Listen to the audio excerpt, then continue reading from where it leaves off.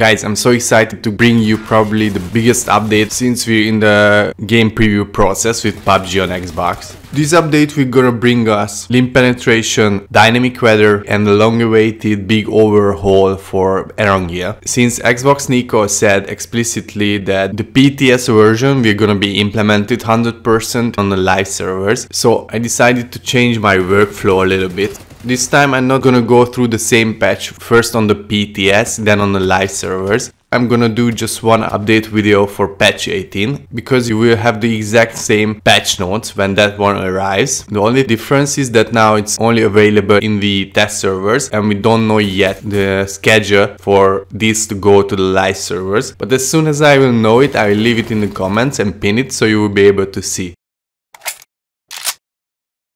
Hi, my name is proofSzilko. Welcome to my channel. I'm a top player, so if you want to learn how to be better at PUBG on Xbox, stay up to date with all the related news and patches, or just watch my live streams, make sure you hit the subscribe button and click the notification bell so you won't miss anything. Okay, so now let's see the patch notes. Limb penetration. Bullet penetration system is now applied to forearms. When bullet hits the forearm of the character, it will penetrate following the ballistic trajectory. The results will be different depending on whether the forearm is blocking more vulnerable body parts. When bullet penetrates a forearm and strikes a more vulnerable body part behind it, the greater damage will be applied. In other words, if players' forearm take a bullet while blocking their head, the full headshot damage will be applied. This penetration system works for the head, torso and waist only. And one additional gameplay point, when getting on a motorbike, it's now much easier to enter the driver's seat. I like this change because entering driver's seat on the motorbikes were quite hard and was a waste of time switching seats when you accidentally sat on the passenger seat. Okay, now UI UX. Weapon attachments when replacing items have been improved. Removed or replaced attachments will now drop onto the floor if there is no room in your inventory. When attaching directly from loot, the replaced attachment will be dropped on the floor if there is no room in your inventory. Bluehole, thank you very much for this change, because I wasted so much time removing the old attachment and then applying the new one while I had no free space in my inventory. When replacing an extended magazine with a quick draw magazine, the extended magazine and overflow ammunition will be dropped on the floor if there's no room in your inventory. Also, thank you for that. Colorblind settings have been improved. Markers placed on the map are now numbered, so color is not the only way to distinguish them. Eliminated teammates can now place markers on the map. Kill feed now displays personal knockouts. In squads, when last surviving teammate accidentally disconnects, all teammates will receive rewards up until the point of the disconnection. If the disconnected teammate is able to connect back into the same match and gets a higher score, all teammates will receive the updated reward.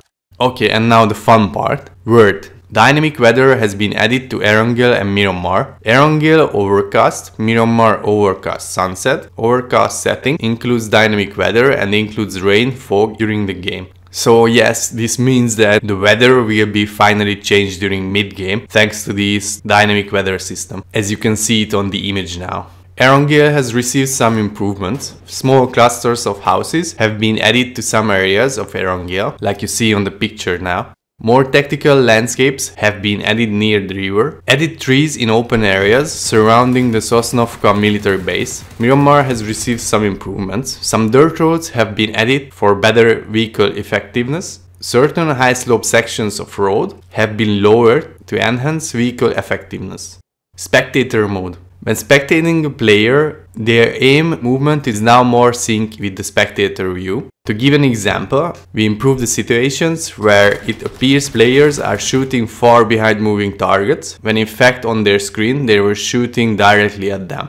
And now let's talk about the performance. Smoke and flames from vehicles have been optimized to improve frame rate. Server performance have been improved by adjusting a replication rate. Previously, replication rate was for all visible characters. Now replication rate differs according to the distance from the player. We expect approximately 15% increase in server performance, which is a huge difference. I have to say, so I'm curious to see it in live action. Network code has been adjusted to slightly increase server performance, optimize CPU performance by improving graphic rendering function, optimize GPU resources to lower GPU burden and improve performance, optimized attachment related rendering resources to improve performance, optimize fog to increase performance, optimize grass assets to reduce memory resources used and improve performance, optimize the physics calculation of moving boats and moving vehicles on the beach. Sound. Decrease the volume of vehicle sounds for players inside vehicles in FPP mode. And last but not least, bug fixes. I just want to go through the most important parts. So probably the most important bug fix is that settings will now be stored in online storage. Your settings will be saved even if there's a new patch. So you no longer have to reset your settings after each patch. I never really had this problem since I'm doing regular controller settings updates for you guys on YouTube. So every time I had my settings reset, I just hopped on my latest video and I was good to go. But for you guys, it might be a huge quality of life improvement. So the next important thing is that fixed an issue when two players moving in a small space could sometimes get stuck. It happened to me a lot, so I'm glad it's fixed now. Fixed an issue where radical settings would be reset when the weapon was dropped and picked up again. Fixed an issue when throwballs could pass through character models. Fixed an issue where the stun effect from the stun grenade was weaker than before. And the last important bug fix, in my opinion, fixed an issue where sprinting would stop when moving at certain angle with the left stick. So that was all I had regarding the patch notes. I hope you found it useful. If you did so, please don't forget to leave a like. If you didn't, leave a dislike. Subscribe for more PUBG content like this if you're new here. And I see you in the next one. Bye!